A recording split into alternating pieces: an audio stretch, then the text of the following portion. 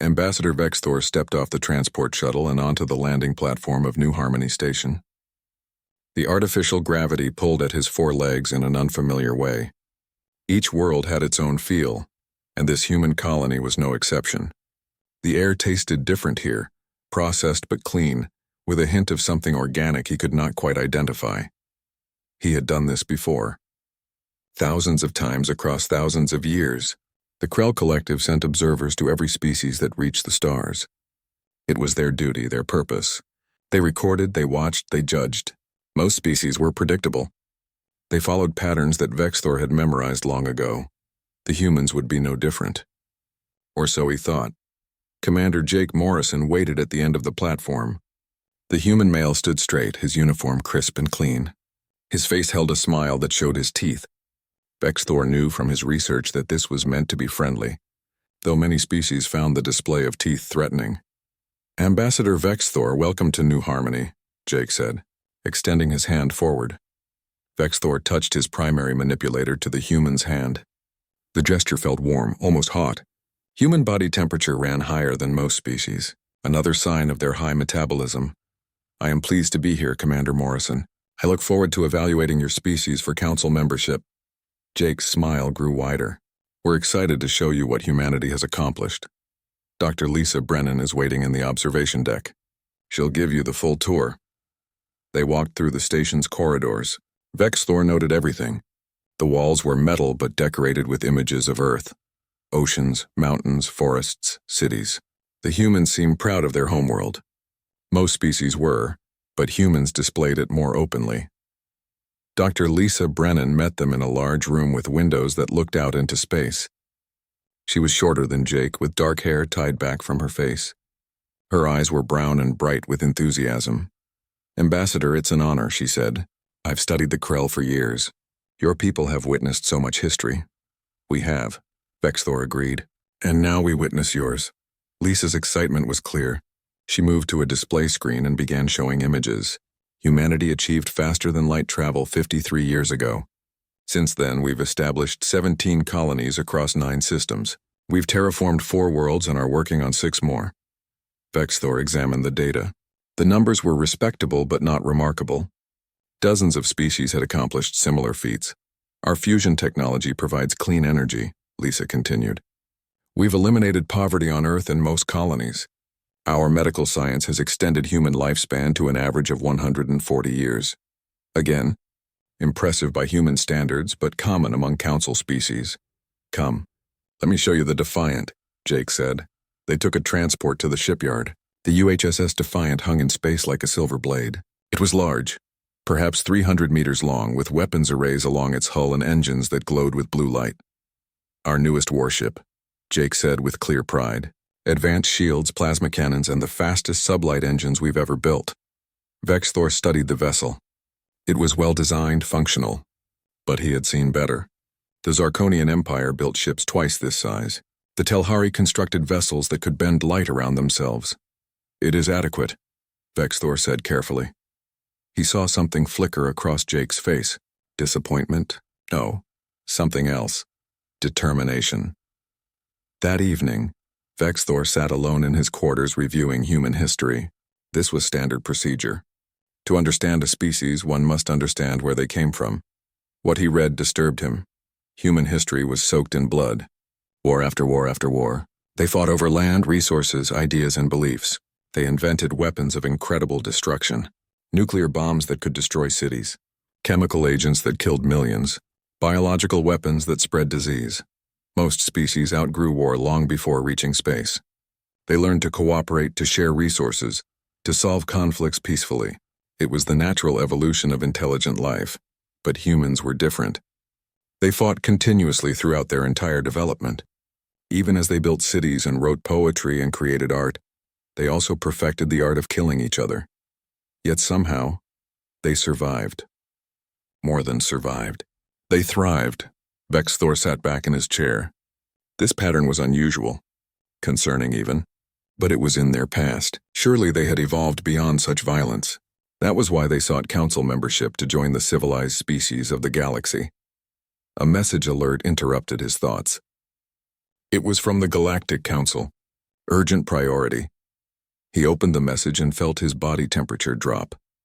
The Zarkonian Empire had issued a territorial claim over human space. 3 human colonies fell within the boundaries they now demanded. The Council expected humanity to negotiate or withdraw. It was standard procedure. The Zarkonians were powerful, and young species always yielded to older ones. Vexthor composed a response informing the Council that he would observe the negotiations. He began drafting his preliminary report on humanity. They were energetic, ambitious, and proud. They had potential. With proper guidance from the Council, they could become a productive member species. He recommended limited membership, with restrictions on military development and expansion for the first century. It was the standard recommendation for young species. He sent the report and prepared for sleep.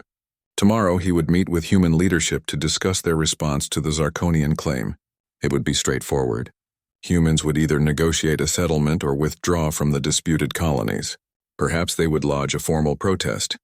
That was their right, but they would not fight. No young species ever did. The cost was too high. Vexthor's sleep was troubled by dreams. In them he saw human warriors from ancient Earth. They wore metal armor and carried primitive weapons. They charged into battle with screams that echoed across time. They fell by the thousands but never stopped coming. He woke with a start. His quarters were dark and quiet. It was just a dream, nothing more. Humans had evolved past such savagery, hadn't they? The next morning, Jake Morrison called an emergency meeting. Vexthor attended, expecting to observe diplomatic discussions. Instead, he found himself in a military command center. Admiral Kate Warren stood at the center of the room. She was older than Jake and Lisa, her hair gray, her face lined with experience. Around her, dozens of human officers worked at stations, monitoring communications and fleet movements. Ambassador Vexthor, thank you for joining us, Kate said. Her voice was calm but hard. I assume you've heard about the Zarkonian claim. I have. I am here to observe your negotiations. There won't be any negotiations, Kate said flatly. Vexthor felt confusion ripple through his mind. I do not understand. The Zarkonians have made a territorial claim. You must respond through proper channels. We did. We told them no, but they have a large military force. You cannot possibly, can't we? Kate turned to face him fully. Ambassador, the 3 colonies they're demanding have a combined population of 400,000 humans. Families, children, people who built their lives on those worlds. We're not abandoning them. The alternative is war, Vexthor said carefully. Your species is young. You have no experience with modern space combat. The Zarkonians have conquered 47 systems. Then they should know better than to threaten us. Vexthor's translator struggled with the emotion in Kate's voice. Was it anger, pride? Something else? You do not understand what you face, he said. The Zarkonians are not like the nations you fought on Earth. They have weapons that can burn atmospheres, ships that can destroy planets. They will not show mercy. Kate's expression did not change. Then we'll show them why mercy matters. A junior officer called out from across the room. Admiral, Zarkonian fleet detected. 20 warships entering the Tyson system. Tyson system? Lisa asked. She had entered the command center behind Vexthor. That's where New Providence Colony is located. Kate nodded. Get me Captain Fletcher on the Defiant. And someone get the Relentless and the Pathfinder moving. We have 3 ships in range. 3 against 20? Vexthor could not hide his shock. That is suicide. No, Kate said quietly. That's a fair fight. Vexthor watched as the command center burst into activity. Orders were given. Ships began moving. Within minutes, 3 human vessels were burning toward the Tyson system at maximum speed. I must contact the Council, Vexthor said. Perhaps they can mediate. By the time they respond, our people will be dead, Jake interrupted. We appreciate your concern, Ambassador, but this is our fight. You cannot win this fight. Kate turned to face him again. Her eyes were hard and bright. Ambassador, you've studied human history. You've seen our wars. You know what we're capable of. So let me ask you something. In all those wars and all those battles, did you ever see humans give up? Vexthor thought back to his reading. The humans at Thermopylae holding a pass against impossible odds. The defenders of Stalingrad fighting in frozen ruins. The soldiers landing on beaches under withering fire. No, he admitted. But those were against other humans. This is different. Is it? Kate asked. War is war. The enemy is the enemy. The principle remains the same. You protect what matters, no matter the cost. On the main display screen, Vexthor watched 3 small icons representing human ships racing toward 20 LA. The journey to Tyson system took 6 hours. 6 hours of watching 3 human ships race toward 20 Zarkonian warships. Vexthor spent that time trying to convince Admiral Kate Warren to reconsider. You still have time to withdraw, he said. The Council can arrange negotiations. Loss of 3 colonies is regrettable, but losing your entire fleet would be catastrophic. Kate did not look away from the tactical display. We're not losing our fleet, Ambassador. We're defending our people. Your confidence is admirable but misplaced.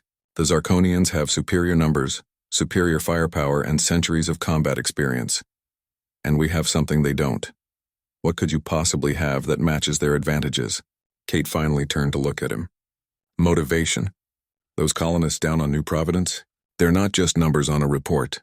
They're real people. My sister lives there with her 2 kids. Jake's parents retired there 5 years ago. Every person on this ship knows someone on that colony. We're not fighting for territory, Ambassador. We're fighting for family. Vexthor had no response to that. The Krell had long ago moved beyond such emotional attachments. They served the greater good, the cosmic balance. Individual connections seemed primitive to them. But looking at Kate's face, he wondered if perhaps his people had lost something important along the way. Approaching weapons range, called out a tactical officer. Zarkonian fleet holding position above New Providence. The main screen showed the planet hanging in space like a blue and green jewel.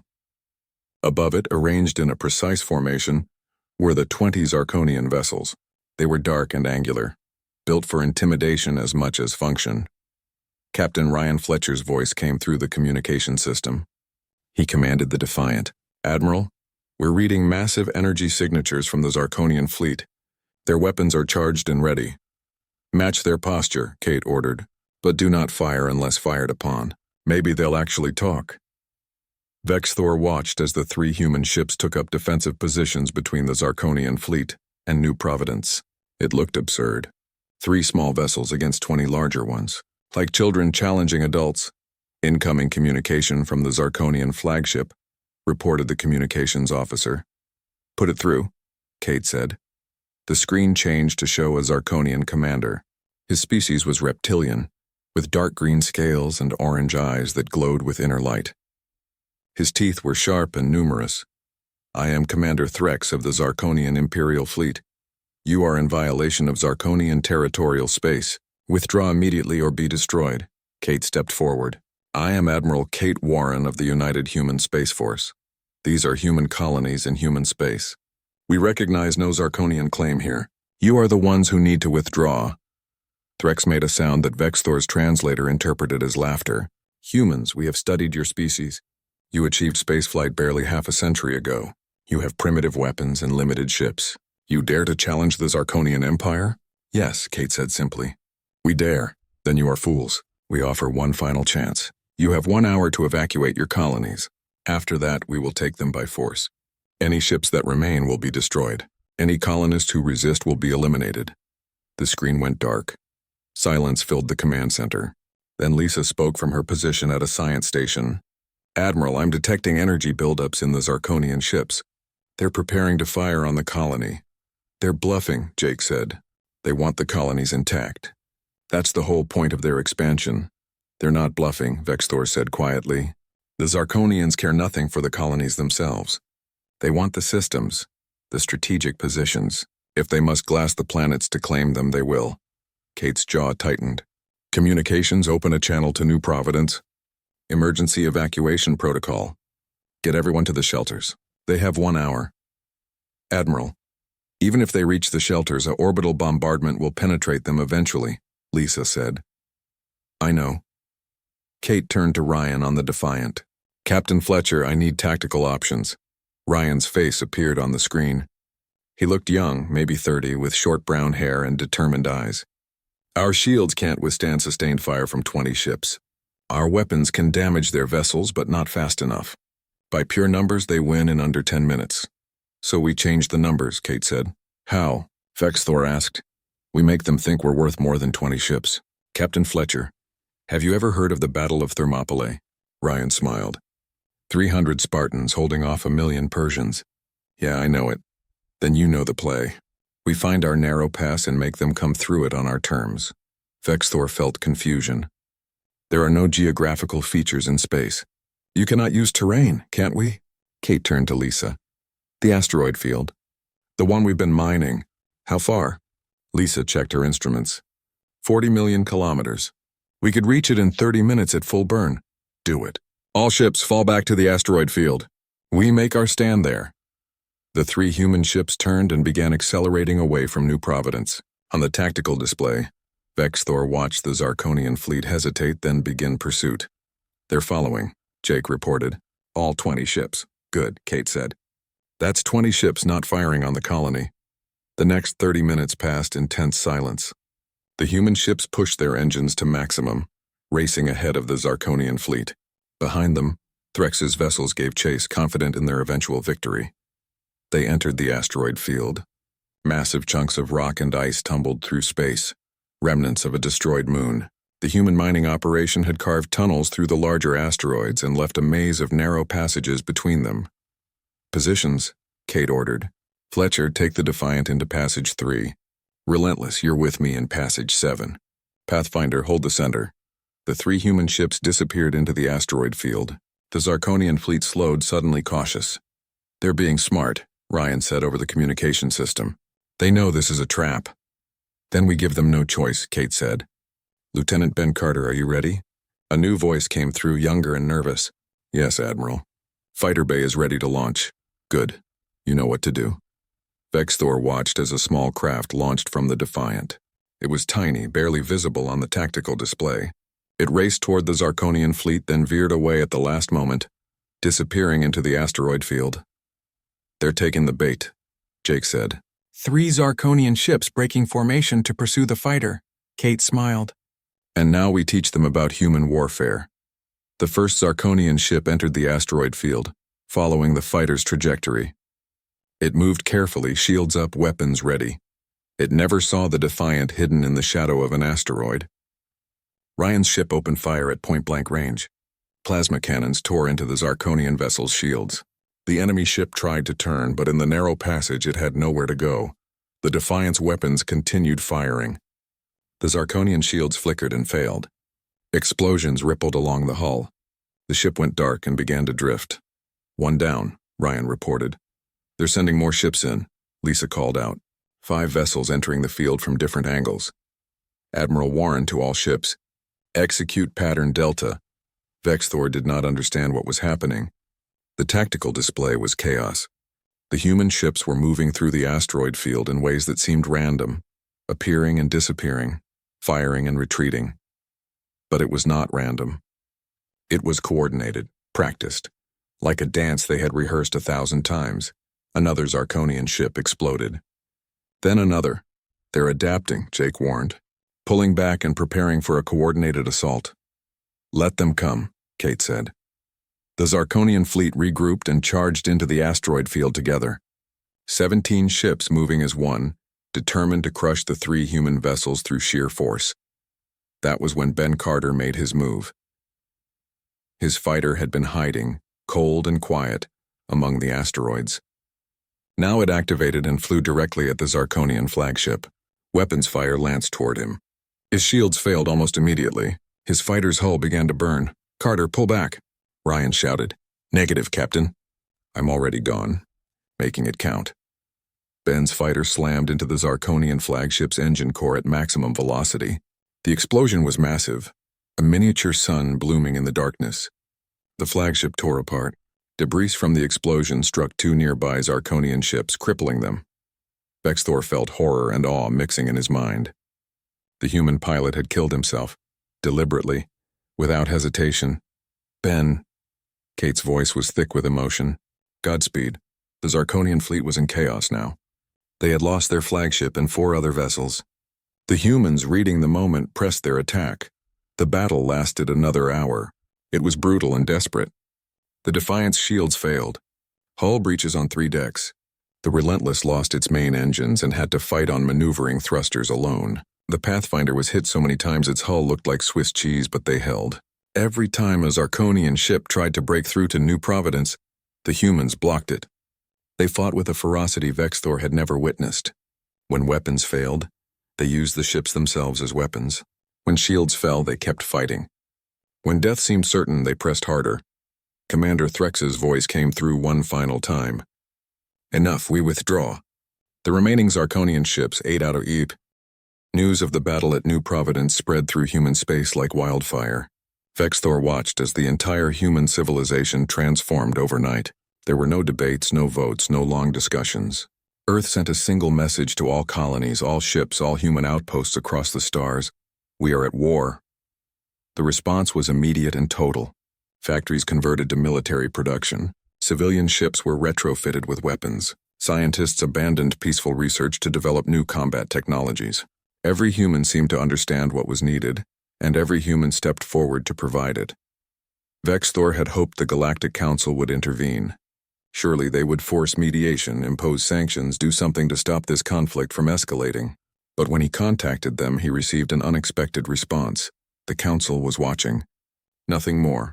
Other species tired of Zarkonian expansion saw an opportunity. If humanity could weaken the Zarkonian Empire, it would shift the balance of power in the galaxy. So they did nothing. They let the war continue. Vexthor realized with growing horror that he was no longer just an observer. He was a witness to something that would change everything. He transferred to the UHSS Relentless after repairs were completed. Commander Nicole Hayes, the ship's captain, welcomed him aboard. She was tall with red hair and green eyes that seemed to see right through him. "Ambassador, I understand you're writing a report about humanity," Nicole said as she showed him to his new quarters. "How's that going?" "I have many questions," Vexthor admitted. "Your species confuses me. You fight with such intensity, yet you also show great compassion. You value life, yet you sacrifice it readily. I do not understand." Nicole stopped walking and turned to face him. "That's because you're trying to fit us into categories we don't belong in. Humans are complicated, Ambassador. We contain multitudes. We can be gentle and violent, selfish and selfless, stupid and brilliant all at the same time. Sometimes within the same person, in the same moment. That seems inefficient. Maybe, but it's who we are." The Relentless joined a larger human fleet assembling near Earth. Vexthor counted 67 ships. Some were military vessels, sleek and deadly. Others were converted cargo haulers with weapons welded to their hulls. A few looked like they might fall apart if someone sneezed on them, but they were ready to fight. Admiral Chris Dawson commanded the fleet. He was an older man, maybe 60, with gray hair and a face full of wrinkles. But his eyes were sharp and his voice was strong. "People of Earth, people of humanity," his message broadcasted across all channels. "The Zarkonians thought we would be easy prey. They thought we would run when threatened. They were wrong. Today, we take the fight to them. Today, we show the galaxy what happens when you threaten human lives. Today, we go to war." The fleet jumped to faster than light speed. Their target was a Zarkonian military outpost in the Helios sector. Intelligence reported it was lightly defended. Only 10 ships and a small garrison. What intelligence did not report was what humanity planned to do with their victory. The battle was quick and brutal. The Zarkonian defenders fought well, but they were outnumbered and overwhelmed. Within 3 hours, the outpost was captured. That was when Vexthor saw something that made him reconsider everything he thought he knew about warfare. The human fleet did not destroy the outpost. Instead, Dr. Emma Rodriguez beamed down to the surface with a medical team. Emma was a small woman with dark skin and kind eyes. She spoke multiple languages and had spent her career studying alien biology. She went to heal the wounded Zarkonians. Vexthor accompanied her to the surface. The outpost was damaged but intact. Zarkonian soldiers lay wounded in the medical bay. They looked at the approaching humans with fear and hatred. Emma knelt beside the first wounded soldier. "I'm a doctor," she said in Zarkonian. The language sounded harsh coming from her human mouth. "I'm here to help." The soldier tried to move away. "Human filth. I need no help from primitives. You have internal bleeding. You'll die in about 20 minutes without treatment, so you can accept my help and live, or you can be proud and die. Your choice." The soldier stared at her for a long moment. Then slowly he nodded. Emma worked through the night. She treated every wounded Zarkonian, regardless of their rank or attitude. Some thanked her, Others cursed her. She helped them all the same. "Why do you do this?" Vexthor asked as she worked. "These soldiers would have killed you without hesitation." "Probably," Emma agreed. "But they're defeated now. They're no longer a threat, and they're injured. I'm a doctor. I took an oath to heal the sick and injured. It doesn't matter what species they are. The Zarkonians would not show you the same mercy. I know, but if I let their lack of mercy determine my actions, then they've already won. They've made me less than I want to be. I refuse to let that happen." Vexthor watched her work. She was so small, so fragile compared to the Zarkonian soldiers. Yet there was a strength in her that went beyond physical power. The human fleet continued its advance. They liberated colony after colony that the Zarkonians had conquered. 12 worlds in 6 months. Each time the same pattern repeated. The humans fought fiercely to win. Then they treated the defeated with unexpected kindness. But they were not naive.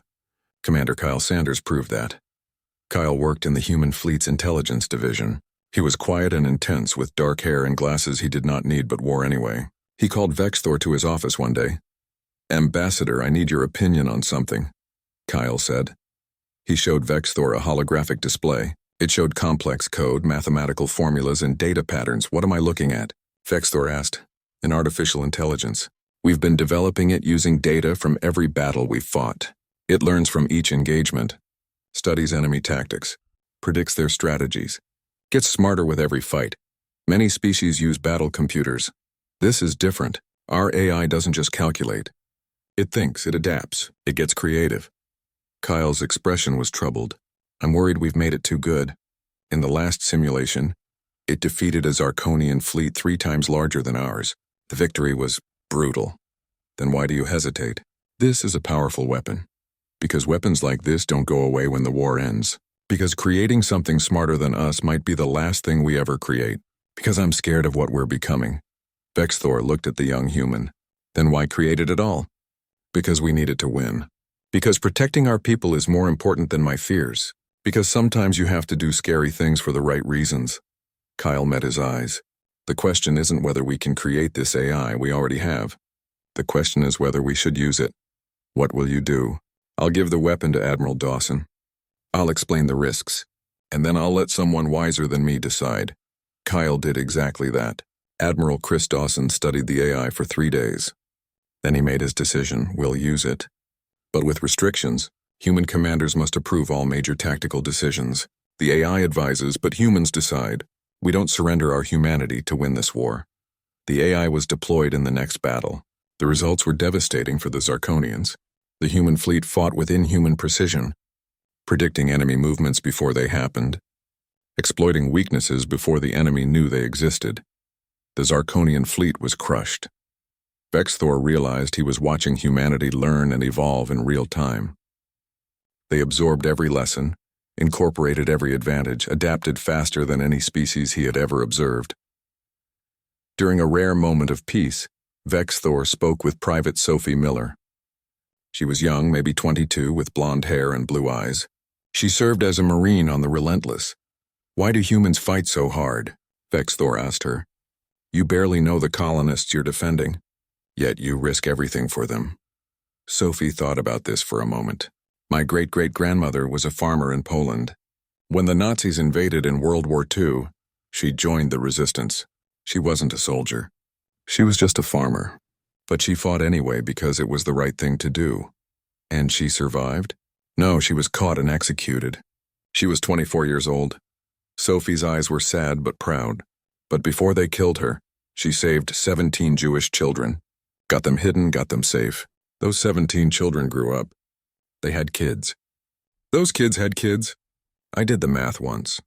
Because of what my great-great-grandmother did, there are now over 200 people alive today who wouldn't exist if she had done nothing. She sacrificed herself for strangers. She sacrificed herself for the future.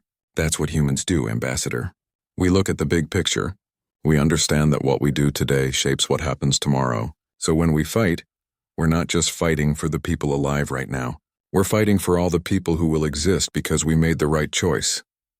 Vexthor felt something shift in his understanding. Humans did not fight for territory or resources or pride.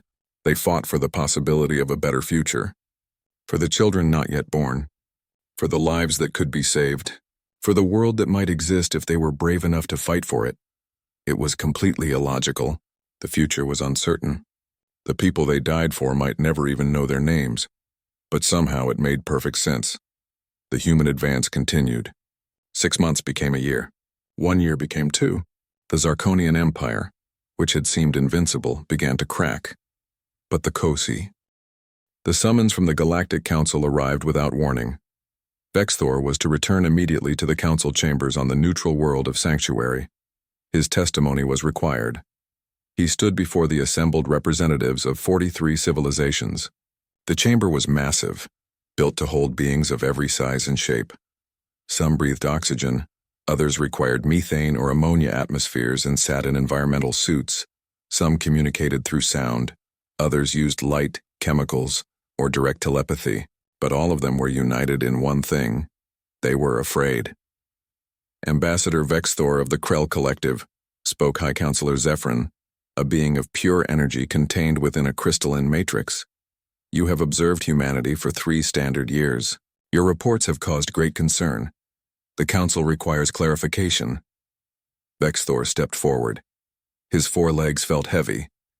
He had prepared for this moment, but now that it arrived, he felt uncertain. What he was about to say would change everything. Honorable Council members, I have witnessed humanity at war. What I have seen troubles me deeply, but perhaps not in the way you expect. Explain, demanded Counselor Thex, a massive creature from a high-gravity world.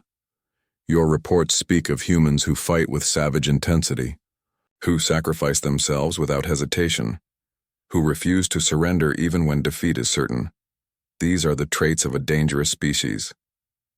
They are also the traits of a determined species, Vexthor replied.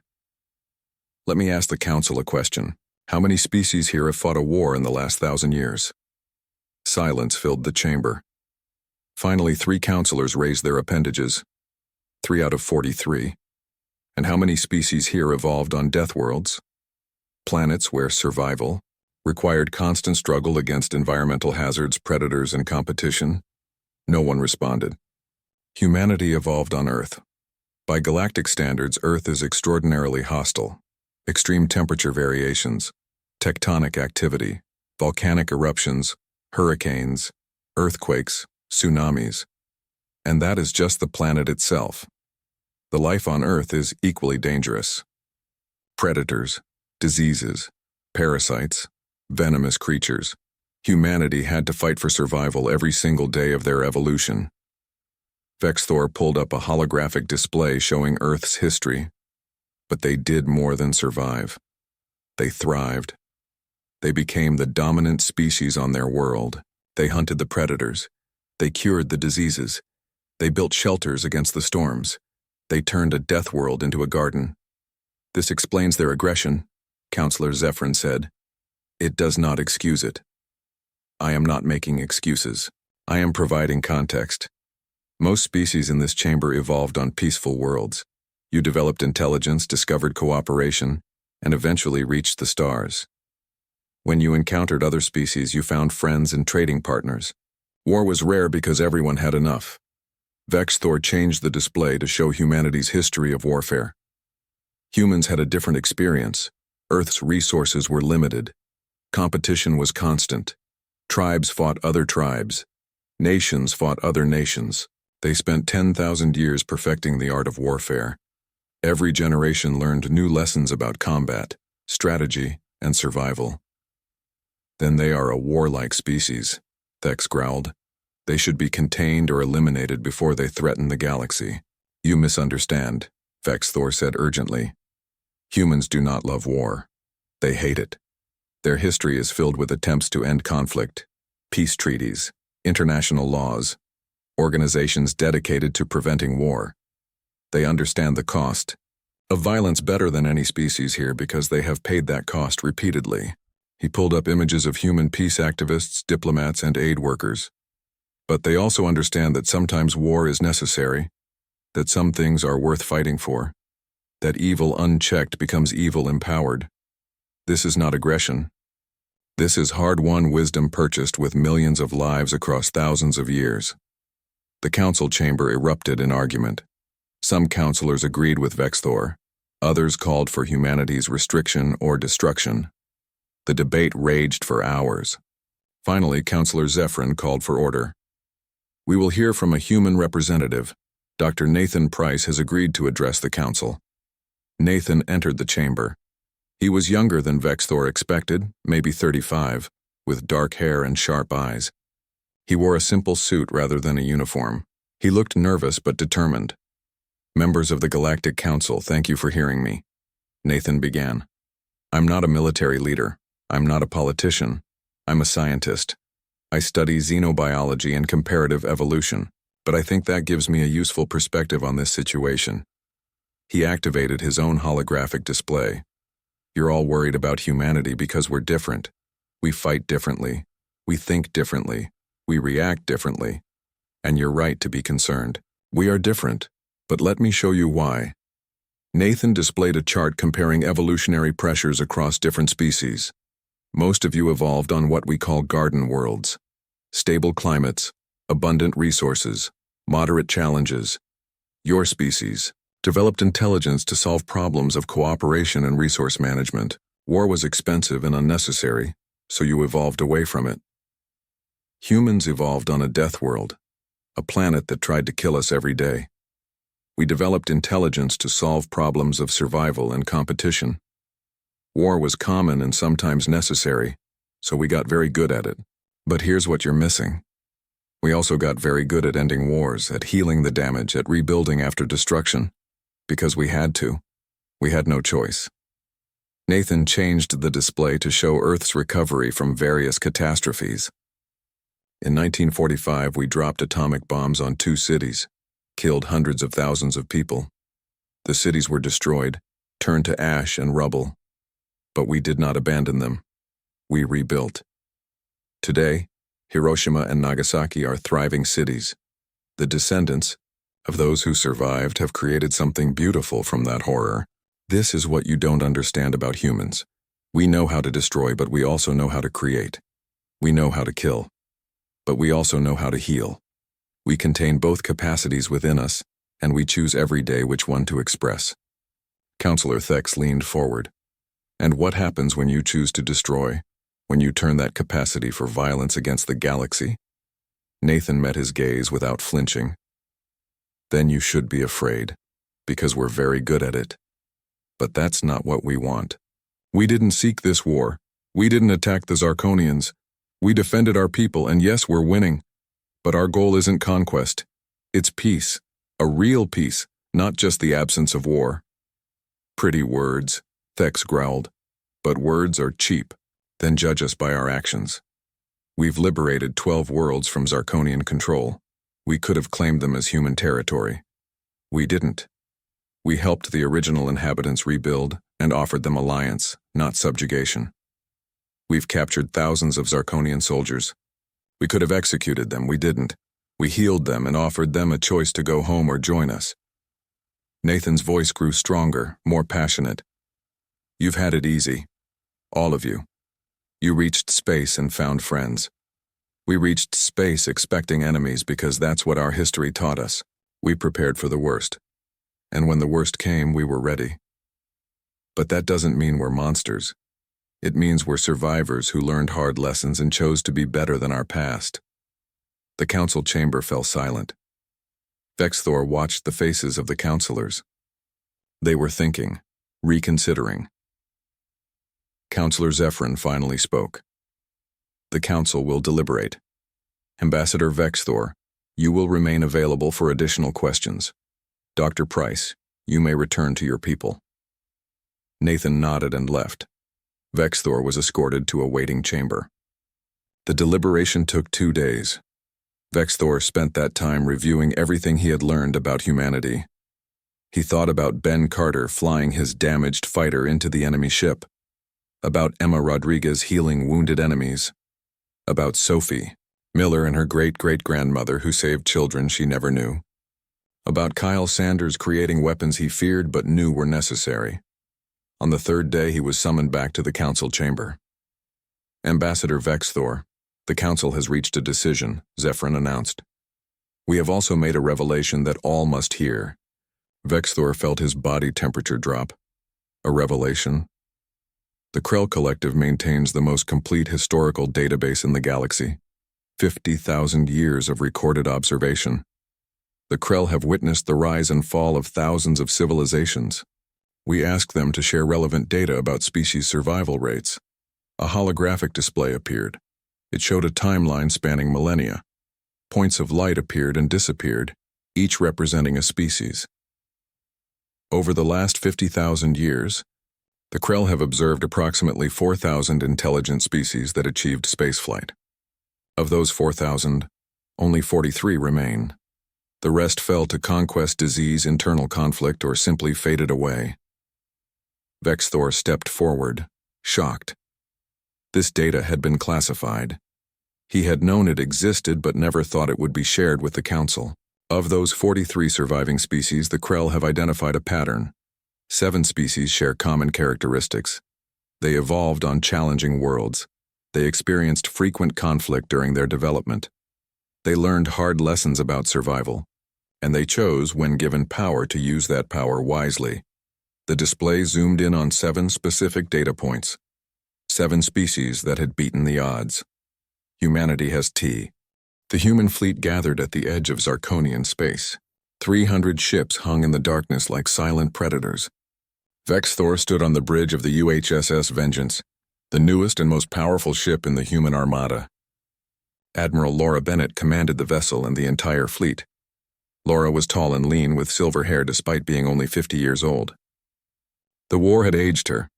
It had aged all of them, but her eyes were still sharp, still determined. Final status report, she ordered. Captain Daniel Park read from his console. All ships report ready. Weapons charged. Shields at maximum. Troops prepared for orbital assault. We can take the Zarkonian homeworld within 48 hours. And what will that cost us? Laura asked quietly. Daniel hesitated. Projections estimate 20,000 human casualties. Possibly more. Zarkonian civilian casualties could reach 10 million if they resist the landing. The bridge fell silent. 10 million lives. There has to be another way, Nicole Hayes said. She commanded a wing of the fleet and had joined the strategic planning session. We didn't fight this war to become mass murderers. The Zarkonians won't surrender easily, said Commander Kyle Sanders. His AI had analyzed every possible scenario. They're backed into a corner. Cornered predators are the most dangerous. Vexthor stepped forward. The Galactic Council is watching this moment. How you finish this war will define humanity for generations. Choose wisely. Laura stared out at the stars. Get me a communication line to the Zarkonian High Command. I want to talk before we fight. Admiral, they'll just use the time to prepare their defenses, Daniel warned. Probably, but we have to try. The communication was established. The screen showed the Zarkonian Supreme Leader, a massive reptilian creature with scars across his scales. His name was Vorketh, and he ruled the Zarkonian Empire with absolute authority. Admiral Bennett. Vorketh's voice was a deep growl. I expected you would come eventually. Your species has proven more resilient than anticipated. But this is where your advance ends. You may destroy our fleet, but you cannot take our world. We will make you pay for every meter of ground with rivers of human blood. I didn't come here to conquer your world, Laura said calmly. I came to offer you an alternative. Vorketh's eyes narrowed. What alternative? Surrender? We would rather die than submit to human rule. I'm not offering submission. I'm offering partnership, silence. Even the other humans on the bridge looked shocked. Partnership? Vorketh repeated as if the word was foreign to him. You defeated our fleets. You liberated our conquered worlds. You stand ready to destroy our homeworld. And you offer partnership? Yes, because we've studied your history. We know why your empire expanded. Your homeworld was dying. Ecological collapse. Your people needed new worlds to survive. You conquered because you thought you had no choice. Laura pulled up data on her screen and transmitted it to Vorketh. We've spent the last year working on this. It's a complete planetary restoration plan for your homeworld. Atmospheric processors, ocean purification systems, soil regeneration technology, everything you need to heal your planet. We're willing to give it to you for free. Free? Vorketh's voice dripped with suspicion. Nothing is free. What do you want in return? Peace, real peace. You release all the worlds you've conquered. You dismantle your war fleet, keep only defensive ships, and you join our coalition of free worlds. We share technology. We trade freely. We defend each other from external threats. We build something better than empires. You're insane, Vorketh said, but his voice had changed. The certainty was gone, replaced by confusion. Why would you do this? We attacked you. We killed your people. We would have enslaved your colonies if we could. And you offer us salvation? Laura's expression softened. Because we understand. Earth faced similar crises, resource wars, environmental collapse. We know what desperation looks like. We also know that conquest isn't the answer. It never was. It just spreads the suffering. We've been at war for 3 years, Vorketh said slowly. Your people have died by the thousands. And you're willing to forgive that? No, Laura said firmly. We won't forget. We can't forget. But we can choose what happens next. We can choose revenge or we can choose something better. We're choosing better. Vexthor watched Vorketh's face on the screen. The Zarkonian leader was struggling with concepts his species had never seriously considered. Mercy from the strong to the weak. Partnership instead of domination. Hope instead of fear. My commanders would never accept this, Vorketh said finally. They would see it as weakness. Then let me speak to them. Let me show them what we're offering. We'll broadcast this conversation across your entire planet. Let your people decide. Vorketh looked away, thinking. Finally, he nodded. Very well. Speak, Admiral, but know this. If this is a trick, if you betray us, we will make you regret it. It's not a trick. It's a promise. Laura's message was broadcast to every Zarkonian across their homeworld and remaining colonies. She spoke for 30 minutes, explaining humanity's offer in detail. She showed the restoration technology. She presented data on successful cooperation between different species. She told them about Earth's own history of recovery from environmental disaster. And then she said something that Vexthor would remember for the rest of his long life. You've spent centuries as conquerors. You've taken worlds and enslaved species. You've spread fear across the galaxy. But that's not all you are. We've studied your culture, your art, your music, your philosophy. There's beauty in your civilization, wisdom, potential. You don't have to be conquerors. You can be creators. You can be builders. You can be friends. We know you don't trust us. That's fair. We don't fully trust you either. Trust has to be earned, but we're willing to take the first step. We're extending our hand. The question is, will you take it? The response from the Zarkonian people was not immediate. Vorketh called for a recess to consult with his advisors. The human fleet waited. Hours passed, then days.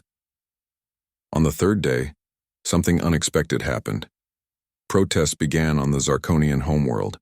Not against humanity, but against continued war. Zarkonian civilians, tired of decades of conflict, demanded that their leaders accept the human offer. They wanted the restoration technology. They wanted their planet healed. They wanted peace. Vorketh appeared on screen again. He looked older, tired. Admiral Bennett, my people have spoken. We will accept your terms. But I have one question. Why? Why show mercy to those who showed you none? Laura smiled. Because someone has to break the cycle. Someone has to say enough is enough. It might as well be us. The next few weeks were a whirlwind of activity. Human ships entered Zarkonian space not as conquerors but as helpers. Dr. Emma Rodriguez led teams of scientists to begin the planetary restoration. Commander Kyle Sanders shared defensive technology, but nothing that could be used for aggression. Nicole Hayes worked with Zarkonian leaders to establish trade agreements. Vexthor observed it all with growing wonder. This was unprecedented. Victorious species did not help those they defeated.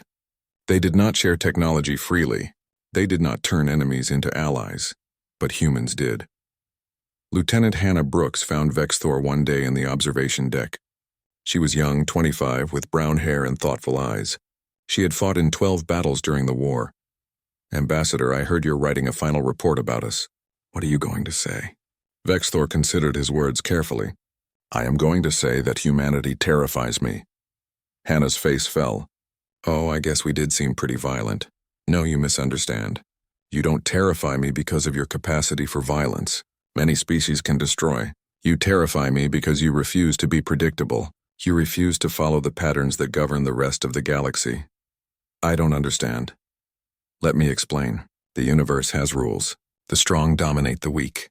The winner takes everything. The defeated are conquered or destroyed. These patterns have held true for 50,000 years.